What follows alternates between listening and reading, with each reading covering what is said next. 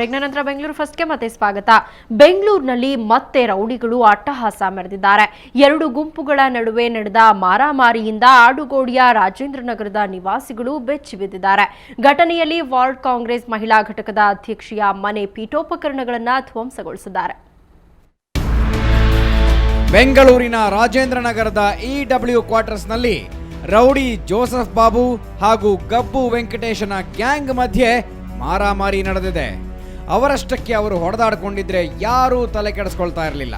ಆದರೆ ರೌಡಿಗಳು ಇಲ್ಲಿನ ಕೆಲವು ಅಂಗಡಿಗಳ ಮೇಲೂ ದಾಂಧಲೆ ನಡೆಸಿದ್ದಾರೆ. ಅಲ್ಲದೆ ವಾರ್ಡ್ ನಂಬರ್ 147ನೇ ಕಾಂಗ್ರೆಸ್ ಮಹಿಳಾ ಘಟಕದ ಅಧ್ಯಕ್ಷೆ ಸರೋಜಮ್ಮ ಎಂಬುವರ ಮನೆಗೆ ರೌಡಿಗಳು ನುಗ್ಗಿದ್ದಾರೆ.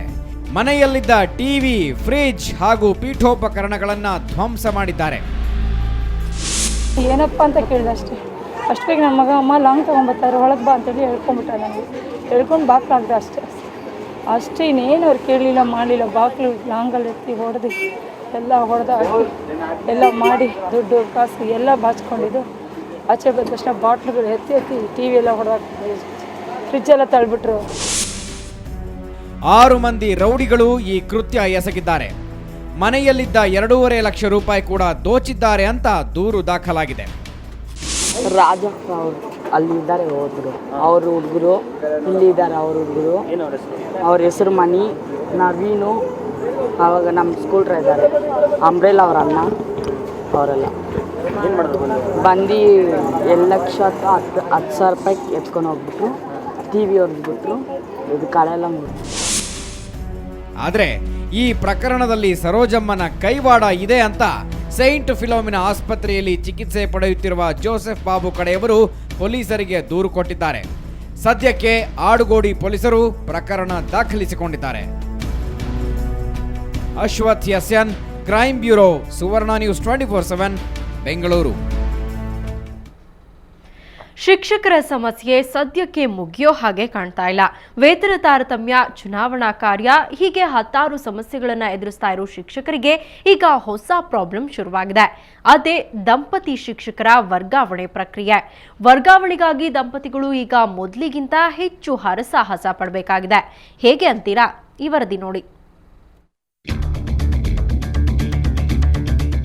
ಶಿಕ್ಷಕ ದಂಪತಿ ವರ್ಗಾವಣೆ ನಿಯಮ ಸಡಿಲಗೊಳಿಸಿದ್ದ ಸರ್ಕಾರ ಈಗ ಹೊಸದೊಂದು ಸಮಸ್ಯೆ ಸೃಷ್ಟಿಸಿದೆ. ಒಂದೇ ತಾಲೂಕಿನಲ್ಲಿ ದಂಪತಿಗಳ ವರ್ಗಾವಣೆಗೆ ಶಿಕ್ಷಣ ಇಲಾಖೆ ಬ್ರೇಕ್ ಹಾಕಿದೆ. ಇದು ಶಿಕ್ಷಕರನ್ನ ಕೆರಳಿಸಿದೆ. ಪತಿ ಅಥವಾ ಪತ್ನಿ ಕೆಲಸ ಮಾಡೋ ತಾಲೂಕಿನಲ್ಲಿಯೇ ವರ್ಗಾವಣೆ ಮಾಡಬೇಕೆಂಬ ಬೇಡಿಕೆ ಇಟ್ಕೊಂಡು ಬೆಂಗಳೂರಿನ ಶಿಕ್ಷಕ ಸದನದಲ್ಲಿಂದು ನಡೆದ ವರ್ಗಾವಣೆ ಕೌನ್ಸಿಲಿಂಗ್ ಅನ್ನ 100 ಶಿಕ್ಷಕರು ಬಹಿಷ್ಕರಿಸಿದ್ರು. ಈ ಗೊಂದಲಕ್ಕೆಲ್ಲ ಕಾರಣ ಶಿಕ್ಷಣ ಇಲಾಖೆ ಅಂತಾರೆ ಶಿಕ್ಷಕರು. ಈ ಮುಂಚೆ ಪತಿ ಅಥವಾ ಪತ್ನಿ ಕೆಲಸ ಮಾಡ್ತಿದ್ದ ತಾಲೂಕಿಗೆ ವರ್ಗಾವಣೆ ಮಾಡಲಾಗ್ತಿತ್ತು.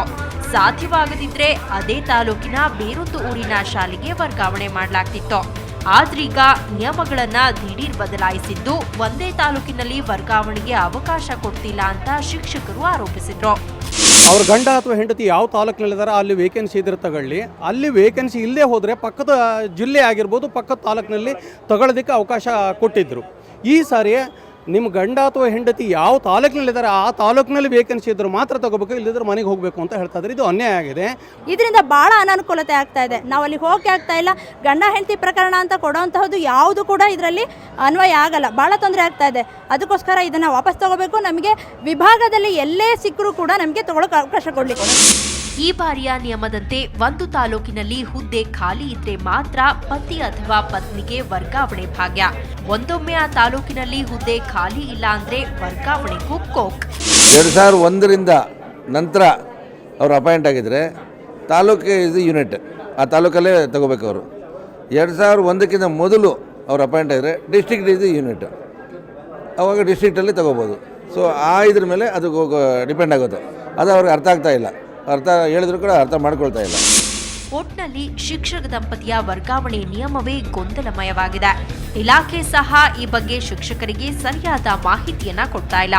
ಹೀಗಾಗಿ ವರ್ಗಾವಣೆ ಆಸೆಯಿಂದ ಬಂದ 100 ದಂಪತಿಗಳು ಸಿಟ್ಟು, ಬೇಸರ ಮತ್ತು ವಿರಹದೊಂದಿಗೆ ಹಿಂತಿರುಗಬೇಕಾಯಿತು.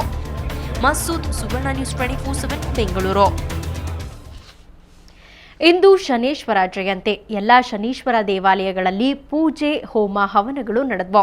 ಚಾಮರಾಜಪೇಟೆ ಕೆಂಪೇಗೌಡ ನಗರದ ಶನೀಶ್ವರ ದೇವಾಲಯದಲ್ಲೂ ವಿಶೇಷ ಪೂಜೆ ನಡೆಯಿತು. ದೇವರಿಗೆ ಹೂವಿನಿಂದ ಅಲಂಕಾರ ಮಾಡಲಾಗಿತ್ತು, ಆಭರಣಗಳಿಂದ ಶೃಂಗರಿಸಲಾಗಿತ್ತು. ಇದೇ ವೇಳೆ ನೂರಾರು ಭಕ್ತಾದಿಗಳು ಇಷ್ಟಾರ್ಥ ನೆರವೇರಿಸಲೆಂದು ವಿಶೇಷ ಪೂಜೆ ಸಲ್ಲಿಸಿದರು. ಅಶೇಷಾಘ ಪ್ರಣಾಶಾಯ ಗ್ರಹಣ ವಿಶೇಷವಾಗಿ ಸ್ವಾಮಿಯ ಸನ್ನಿಧಾನದಲ್ಲಿ ನವಗ್ರಹ ಹೋಮವನ್ನು ಮಾಡಿ ಗಣೇಶರ ಶಾಂತಿ ಹೋಮವನ್ನು ಮಾಡಿದ್ದೇವೆ. ನಮಗೆಲ್ಲ ತೊಂದರೆ.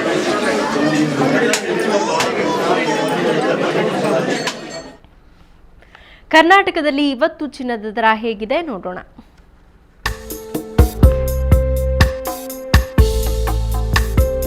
ಇಪ್ಪತ್ತೆರಡು ಕ್ಯಾರೆಟ್ನ 10 ಗ್ರಾಂ ಚಿನ್ನಕ್ಕೆ 27,200 ರೂಪಾಯಿ. ನೆನೆ ದರಕ್ಕೆ ಹೋಲಿಸಿದ್ರೆ 22 ಕ್ಯಾರೆಟ್ನ ಚಿನ್ನದ ಬೆಲೆಯಲ್ಲಿ ಯಾವುದೇ ಬದಲಾವಣೆಯಾಗಿಲ್ಲ. ಇನ್ನು 24 ಕ್ಯಾರೆಟ್ನ 10 ಗ್ರಾಂ ಚಿನ್ನಕ್ಕೆ 29,990 ರೂಪಾಯಿ. ನೆನೆ ದರಕ್ಕೆ ಹೋಲಿಸಿದ್ರೆ 24 ಕ್ಯಾರೆಟ್ನ 10 ಗ್ರಾಂ ಚಿನ್ನದ ಬೆಲೆಯಲ್ಲಿ ಯಾವುದೇ ಬದಲಾವಣೆಯಾಗಿಲ್ಲ. ಬ್ರೇಕ್ನ ನಂತರ ಬೆಂಗಳೂರು ಫಸ್ಟ್ ಮತ್ತೆ ಮುಂದುವರಿಯುತ್ತೆ.